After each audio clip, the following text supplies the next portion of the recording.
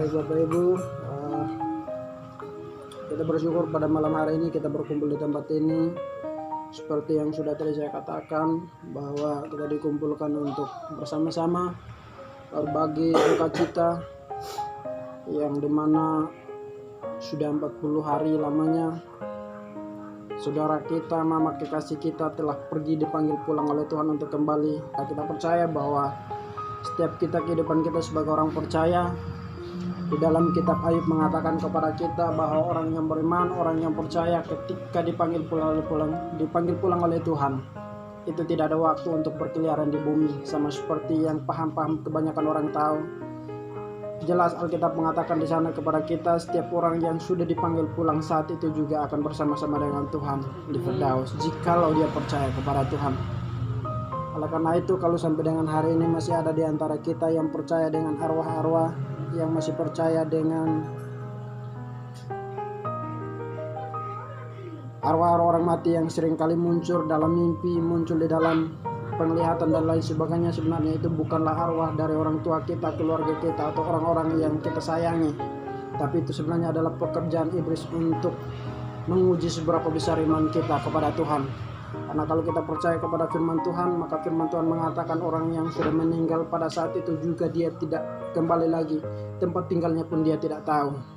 Oleh karena itu, kalau hari ini ada yang mengatakan saya lihat dia datang, itu tidak benar.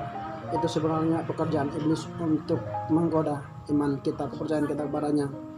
Oleh karena itu, di malam hari ini kita kembali berkumpul untuk bersyukur atas kebaikan Tuhan, yang dimana kita masih diberikan kesempatan. Jelas kalau kita berbicara tentang kematian, tidak ada satupun yang bisa menghindar. Itu adalah satu-satunya jalan yang akan kita tempuh. Waktunya ditentukan oleh Tuhan. Kita cuma menunggu waktu yang tepat yang Tuhan berikan. Lalu apa yang seharusnya kita lakukan, apa respon kita kepada dengan waktu yang sudah Tuhan berikan kita, sisa waktu yang Tuhan berikan kepada kita. Kita tahu bahwa Alkitab mengatakan 70-80 tahun itu adalah umur yang sudah ditentukan oleh Tuhan. Lebih daripada itu adalah penderitaan. Tapi saya percaya bahwa terlepas dari waktu yang Tuhan tentukan itu juga, kita tahu bahwa kehidupan kita dibawa kendali oleh Tuhan. Kapanpun Tuhan mau mengambil, kapanpun Tuhan mau bilang kita stop, maka pasti kita stop. Semua itu atas kendali Tuhan dalam kehidupan kita.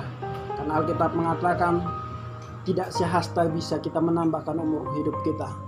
Oleh karena itu, sebagai orang-orang percaya, orang beriman, maka kita harus melakukan sesuai dengan apa yang Tuhan kehendaki di dalam kehidupan kita.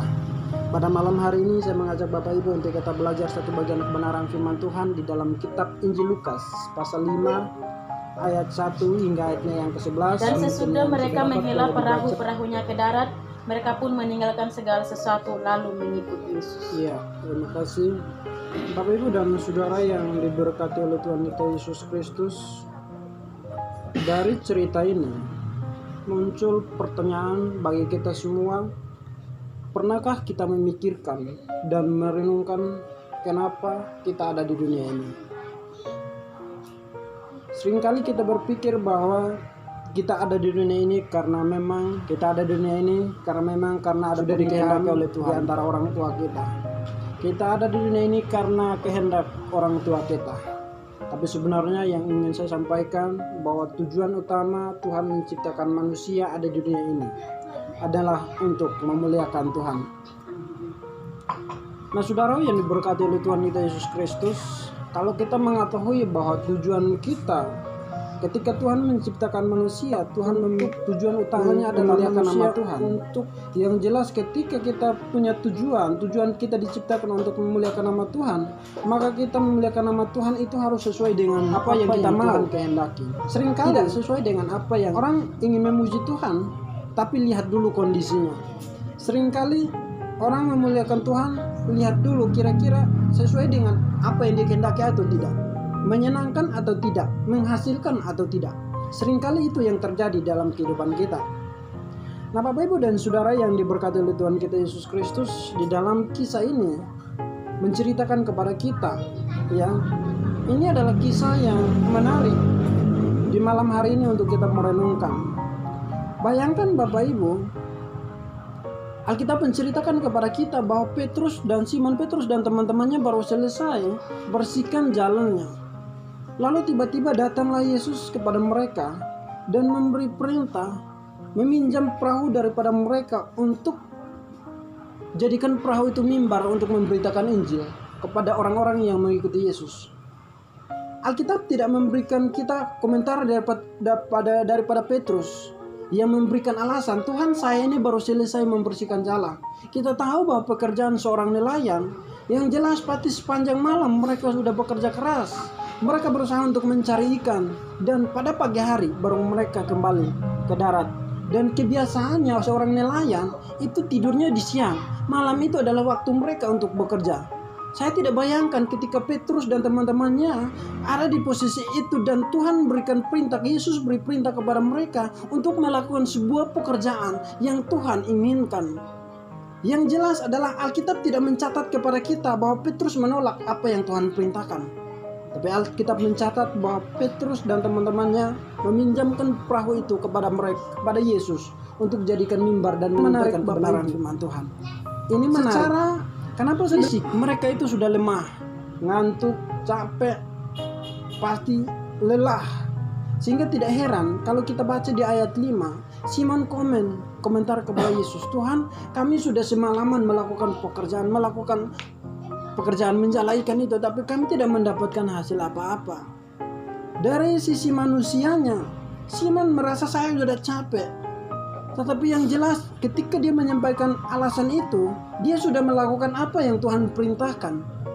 Karena di ayat 2 dan 3 di sana dikatakan bahwa mereka meminjamkan perahu itu, yang jelas bahwa Tuhan memakai perahu mereka dan mereka tidak menolak apa yang Tuhan perintahkan, Yesus perintahkan kepada mereka. Artinya bahwa ketika Tuhan memberikan perintah kepada mereka, mereka tidak jadikan alasan fisik, kelelahan fisik atau suasana hati yang tidak mood untuk menolak pekerjaan yang Tuhan berikan kepada mereka. Kenapa? Karena secara logika mereka sudah capek. Seringkali yang terjadi dalam kehidupan kita manusia juga kita menolak itu. Atau dalam keadaan sama seperti yang Petrus dan teman-teman alami, seringkali kita menolak tuh waktu kalau nanti saya ada kesempatan bolehlah, tapi kali ini jangan dulu. Seringkali itu yang terjadi dalam kehidupan kita. Kali ini jangan dulu karena saya masih sibuk. Kali ini jangan dulu karena saya tidak punya waktu. Kali ini jangan dulu karena saya masih terlalu capek semalaman nggak tidur. Itu seringkali yang terjadi dalam kehidupan kita. Tapi pernah nggak kita berpikir di dalam kehidupan kita bahwa kalau seandainya Tuhan datang tepat pada waktu itu kita menolak, apa yang terjadi dalam kehidupan kita? Mari kita belajar dari para Petrus dan teman-temannya ketika diberi perintah. Mereka tidak komen apa-apa, langsung dikerjakan. Sekalipun mereka baru selesai membersihkan jalan mereka, mereka baru mau istirahat, tetapi ketika mendengar pekerjaan yang datang daripada Tuhan, mereka langsung mengerjakan itu tanpa komplain kepada Tuhan. Apa yang terjadi Bapak Ibu dan Saudara yang diberkati Tuhan? Kita lihat dari akhir cerita ini, mereka diberkati dengan ikan yang sangat luar biasa. Kenapa? Karena mereka lakukan apa yang Tuhan mau. Nah, saudaraku yang diberkati oleh Tuhan kita Yesus Kristus, di sini ada 3 hal yang ingin saya soroti. Yang pertama, kita harus melakukan kehendak Tuhan, bukan masalah waktu yang baik atau tidak. Ingat, melakukan kehendak Tuhan, jangan tunggu waktu yang tepat, karena kita tidak tahu kapan waktunya Tuhan terjadi dalam kehidupan kita. Banyak orang berkata, Alkitab mengatakan, waktu Tuhan sudah dekat bertobat, tetapi toh belum terjadi dalam kehidupan kita. Memang betul waktu Tuhan itu sudah dekat. Kenapa saya mengatakan kita tidak tahu waktu Tuhan itu bisa jelas secara umum, yaitu kedatangan Tuhan yang kedua kali, dan secara khusus terjadi dalam kehidupan saya dan saudara, yaitu stop kehidupan kita. Nah, kalau waktu Tuhan yang dimaksudkan adalah kehidupan kita, maka kalau kita selalu mengatakan saya belum punya waktu, saya belum punya kesempatan, kira-kira sampai kapan kita melakukan apa yang Tuhan kehendaki dalam kehidupan kita? Kembali kita harus renungkan bahwa waktu Tuhan yang terjadi dalam kehidupan kita tidak satu orang pun tahu. Oleh karena itu, kalau kita masih diberikan kesempatan, jangan tunggu waktunya pas baru melakukan apa yang Tuhan kehendaki dalam kehidupan kita. Lakukan mulai dari sekarang. Karena apa saudara? Kita tidak punya waktu untuk menegosiasi Tuhan atau gombal Tuhan. Tuhan, saya masih terlalu muda Tuhan. Saya belum siap Tuhan. Atau Tuhan, saya kayak Nelman, Tuhan saya belum menikah Tuhan. Ya kan? Ada kan Nelman di sini kan. Ya, seringkali yang terjadi seperti itu. Karena saya belum siap jadi takut mati. Oh, belum tentu itu terjadi saudara. Karena seringkali kita, Tuhan saya belum siap untuk mati, lalu kita mengatakan seolah-olah kehidupan kita itu ada di dalam kendali kita dengan berusaha payah untuk menjaga supaya kita tidak terjadi apa-apa di dalam kehidupan kita. Saudara yang diberkati oleh Tuhan kita Yesus Kristus, yang jelas Alkitab mengatakan kepada kita dari cerita ini, Petrus dan teman-teman menunjukkan kepada kita bahwa mereka memprioritaskan Tuhan daripada apa yang sudah mereka lakukan pekerjaan mereka. Lelah mereka, capek mereka, suasana pada saat itu bukan jadi alasan bagi mereka untuk menolak pekerjaan yang Tuhan berikan kepada mereka. Memang secara logika mereka punya alasan yang jelas. Mereka capek. Tapi itu tidak dilakukan oleh Petrus dan teman-temannya. Nah, ini yang menarik bagi saya dan saudara. Seharusnya kehidupan kita sebagai orang percaya bertolak dari apa yang sudah kita ketahui, bahwa kematian setiap orang itu ditentukan oleh Tuhan. Terlepas daripada itu, maka lakukan apa yang Tuhan kehendaki. Jangan tunggu waktunya pas dulu baru lakukan. Karena kita tidak tahu waktu Tuhan itu seperti apa, kapan terjadinya dalam kehidupan saya dan saudara. Saudaraku yang diberkati oleh Tuhan kita Yesus Kristus, Petrus dan teman-teman pada waktu itu tidak berkata, Tuhan belum waktunya, atau Tuhan kami masih capek, Tuhan kami masih lemah karena semalaman kami tidak tidur. Tidak seperti itu saudaraku yang diberkati oleh Tuhan. Tapi mereka melakukan apa yang diperintahkan oleh Tuhan, oleh Yesus kepada mereka. Hal yang kedua, saudaraku yang diberkati oleh Tuhan kita Yesus Kristus, berkaitan dengan cerita ini, kita harus melakukan kehendak Tuhan, bukan masalah suka atau tidak suka. Ya kan? Seringkali saudaraku yang terjadi dalam kehidupan saya dan saudara, ketika kita melakukan kehendak Tuhan, seringkali yang terjadi suka atau tidak suka. Tadi yang pertama itu berdasarkan waktu. Yang kedua, suka atau tidak suka. Itu ibaratnya gini, kita ingin melayani Tuhan, tetapi kita lihat dulu waktu yang seperti apa, atau gereja mana, atau orangnya seperti apa. Ya kan? Kalau yang undang itu adalah orang yang kita benci, seringkali kita menolak karena tidak sesuai dengan apa yang kita sukai. Atau seringkali yang terjadi adalah orang yang sering buat masalah dengan kita. Kita menolak, kenapa? Karena tidak sesuai dengan apa yang kita harapkan. Atau seringkali kita mau melakukan kehendak Tuhan. Contoh, hari Minggu kita mau datang ke gereja, kita lihat siapa dulu pengkhotbahnya. Kalau orang yang pengkhotbahnya membosankan, kita selalu menolak. Orang itu khotbahnya tidak seru. Padahal terlepas dari semua itu, seorang yang menyampaikan kebenaran firman Tuhan, entah baik atau tidak baik, jelas bahwa firman yang disampaikan itu atas kehendak Tuhan. Jadi kalau datang ke gereja, jangan lihat siapa pengkhotbahnya, tapi dengar apa yang disampaikannya.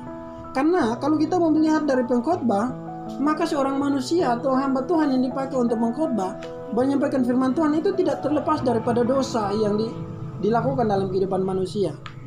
Karena bertolak dari apa yang dilakukan oleh Tuhan Yesus kepada murid-muridnya.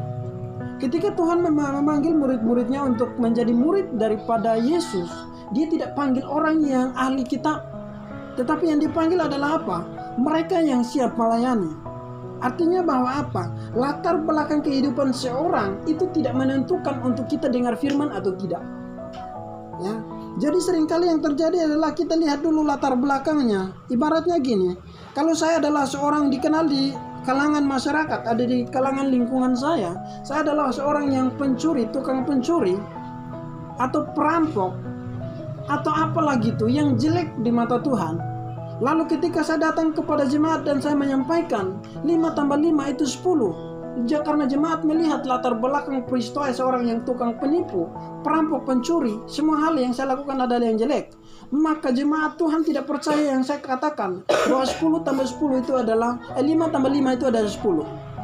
Padahal jelas 5 tambah 5 itu hasilnya memang 10. Tapi karena latar belakang kehidupan saya mempengaruhi mereka, maka mereka tidak percaya dengan hasil 5 tambah 5 itu 10. Artinya apa? Bahwa kebenaran sebuah kebenaran firman Tuhan itu bukan tergantung siapa yang menyampaikannya, tetapi hasil dari Alkitab firman itulah yang menentukan benar atau tidak. Oleh karena itu, ketika kita dipanggil untuk melakukan kehendak Tuhan, jangan pernah berpikir suka atau tidak suka baru melakukan itu. Karena kita berbicara tentang ketaatan kita kepada Tuhan, bukan kepada orang-orang yang mempercayakan pelayanan itu atau orang-orang yang ada di sekitar kita. Bapak, Ibu, dan saudaraku yang diberkati oleh Tuhan kita Yesus Kristus. Kalau kita melihat dari Petrus dan teman-temannya, ketika diberikan kesempatan untuk melakukan kehendak Tuhan, mereka tidak menjawab suka atau tidak suka, tetapi mereka melakukan apa yang seharusnya mereka lakukan, menunjukkan bahwa mereka taat kepada apa yang Tuhan bicarakan. Saudaraku yang diberkati oleh Tuhan kita Yesus Kristus, bertolak dari peristiwa iman yang terjadi dalam keluarga dari Bapak Rio.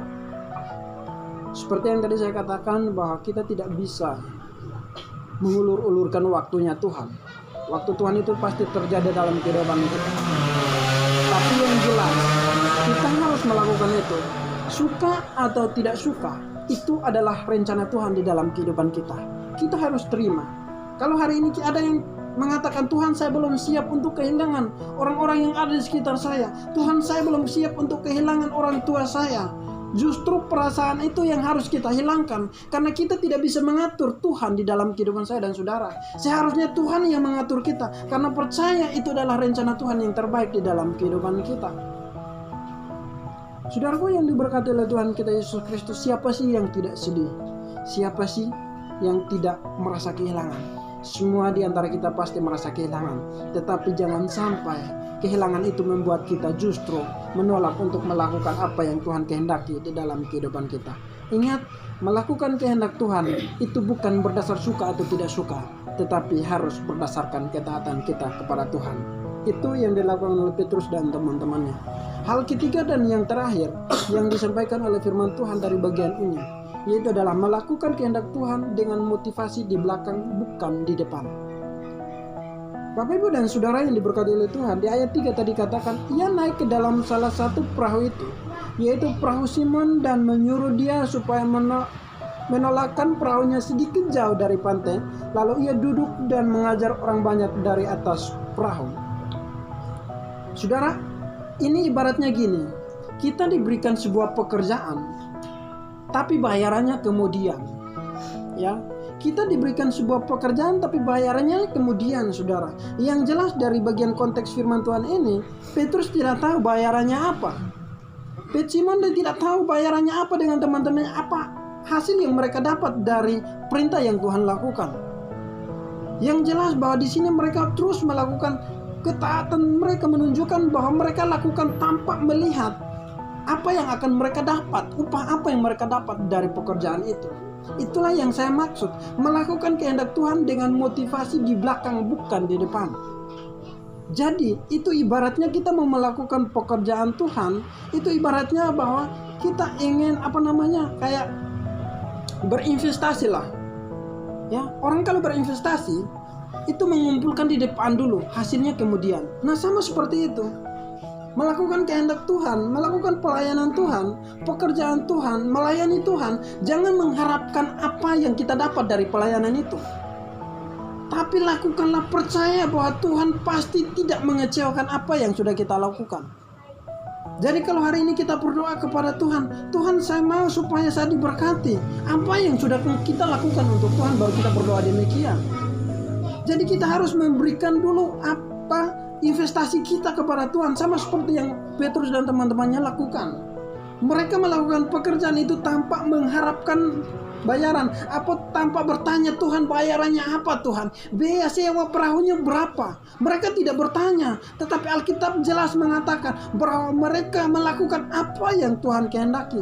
Meminjamkan perahu mereka, dijadikan mimbar untuk menyampaikan kebenaran firman Tuhan. Mereka tidak minta bayar. Lalu Alkitab juga menceritakan kepada kita, bayarannya adalah apa? Tuhan memberikan 2 kali lipat. Dari sini dapat kita belajar bahwa ketika kita melakukan kehendak Tuhan, jangan melihat motivasinya apa dulu. Kita utamakan pekerjaan Tuhan, motivasinya kemudian, bayarannya kemudian. Saudaraku yang diberkati oleh Tuhan kita Yesus Kristus, berkaitan dengan momen kita pada malam hari ini, kita bersyukur kita yang ada pada malam hari ini masih diberikan kesempatan oleh Tuhan untuk menikmati berkat kehidupan yang ada. Jangan pernah berpikir, Tuhan, saya sudah melakukan banyak hal. Tuhan, saya sudah rajin beribadah. Tuhan, saya sudah rajin ke gereja. Saya sudah memberikan persembahan persepuluhan. Itu seharusnya kewajiban kita melakukan. Tapi jangan pernah berharap dari apa yang kita berikan untuk Tuhan membalas. Karena itu bukan wewenang kita, itu bukan hak kita untuk berkomentar kepada Tuhan. Tugas kita adalah melakukan pembalasan, itu adalah milik Tuhan. Jadi kalau pada malam hari ini kita masih diberikan kesempatan, itu adalah cara Tuhan memberikan waktu kepada kita untuk merenungkan sudah berapa jauh kita melakukan apa yang Tuhan kehendaki dalam kehidupan kita. Kembali tadi di awal saya mengatakan, tujuan manusia diciptakan ke dalam dunia ini adalah untuk memuji, memuliakan nama Tuhan. Sudahkah kita melakukan itu sebagai respon iman kita kepada Tuhan, bahwa kita adalah orang-orang yang percaya kepadanya dengan penuh sukacita. Bapak, Ibu, dan saudaraku yang diberkati oleh Tuhan kita Yesus Kristus, kembali saya ingatkan kita, melakukan kehendak Tuhan itu bukan masalah waktu, baik atau tidak. Melakukan kehendak Tuhan itu bukan masalah suka atau tidak suka. Melakukan kehendak Tuhan itu bukan masalah motivasi di mana kita melakukan. Tapi melakukan kehendak Tuhan menunjukkan ketaatan kita kepada Tuhan untuk merespon waktu Tuhan, menunggu waktu Tuhan yang tepat. Itulah yang Tuhan kehendaki. Ketaatan kita di mana kita masih diberikan kesempatan untuk menanti waktu yang Tuhan berikan kepada kita. Hal yang harus kita lakukan adalah ketaatan penuh kepada Tuhan, karena kita tidak tahu kapan waktunya Tuhan terjadi dalam kehidupan saya dan saudara. Oleh karena itu, jadikan bagian kebenaran firman Tuhan ini pegangan untuk terus bertumbuh di dalam iman, percaya rencana Tuhan terjadi yang terbaik dalam kehidupan kita. Tuhan Yesus memberkati. Amin.